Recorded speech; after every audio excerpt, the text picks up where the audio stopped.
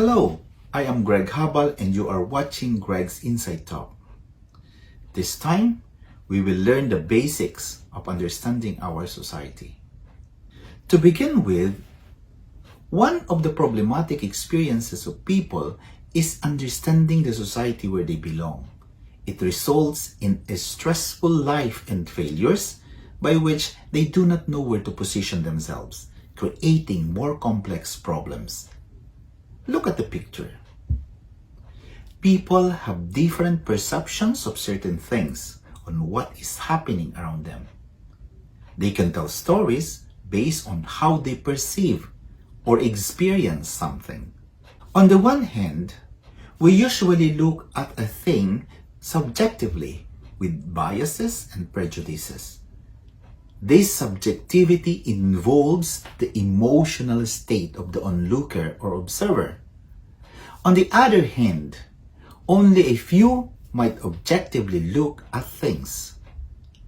Objectivity entails fair judgment based on pieces of empirical evidence or verifiable facts. Well, before going further, what is sociology anyway? Sociology studies society, focusing on people's social behavior and its consequences. According to Emil Durkheim, a French sociologist, such behaviors and their consequences are social facts, which are external and coercive to people. It is so because they are collective forces emanating or coming from the social setting. Hence, social realities result from people's interactions with social institutions. Sociology analyzes patterns of human social relationships and behaviors affecting their lives in society.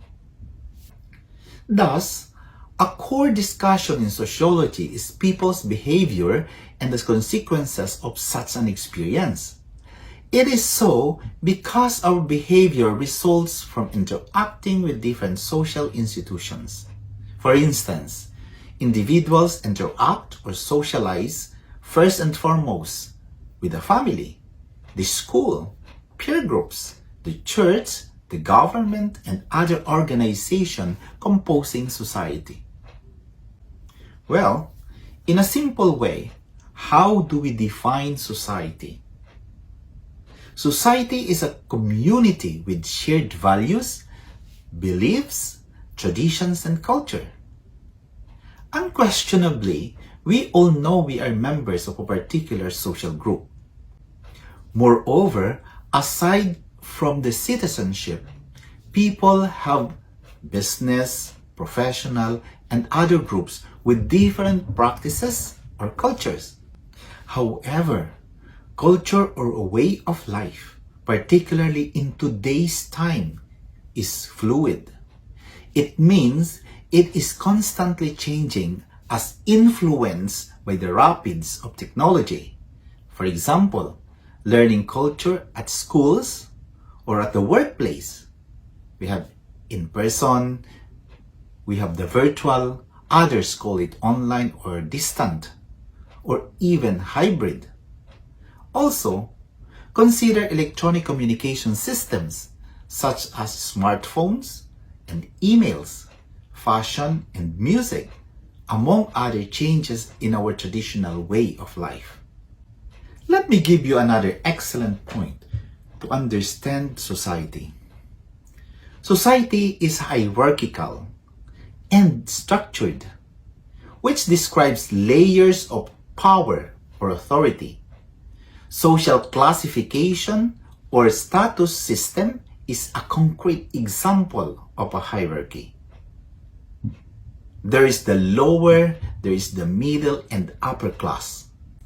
Today, it is more complicated as we have the lower and the upper middle classes. Now, can we eliminate such a structure in our society? The answer is no, because it is the setup or design of social organizations. That is how they function. Therefore, our consciousness about social processes is as critical as recognizing social realities to understand society better. So, class consciousness or the awareness of our social status is vital to positioning ourselves in the complexity of our society. For instance, the capitalist or business people versus workers or the working class. Being rich or poor suggests a familiar debate about inequality among people and locating their place at the social echelon. At the same time, the accumulation of material wealth is the everyday basis of the argument. Considering such a situation, the distinction among people is the socioeconomic status or the SES, comparing the rich and the poor. But, you know what? There is more. Let us take, for example, our attitude toward what we have. Whether big or small resources we have, our behavior towards such resources counts. Given our case between the rich and the poor, the behavior toward spending or investing their resources is two different things: to gain or lose from what they have. Henceforth, social realities, which are actual happenings in our social world, are the main emphasis of our discussion, other than mere ideologies. Let us say equality. It will never be in a social world. It does not happen, making it an empty social signifier, meaning many factors exist to quantify, or there is no actual object and no agreed upon meaning. Therefore, instead of believing in social doctrines, we must know our social realities to make better choices and informed decisions. Moreover, it is a fact that every individual as a member of the greater society cannot avoid interaction with major social institutions such as the family, the government and the politics, the economy, education and religion. Therefore, no one can deny that we are affected by the processes or interactions with these primary organizations. These subject matters are extensive. In subsequent discussions, we will narrow down and engage on a specific topic because these primary institutions are more complex or compounded and complicated nowadays. We will choose ordinary people's common or maybe unique experience and examines how social interactions affect their behaviors. By doing so, we are always at the advantage of knowing and understanding sociology in our everyday lives, to focus on what makes us proactive individuals.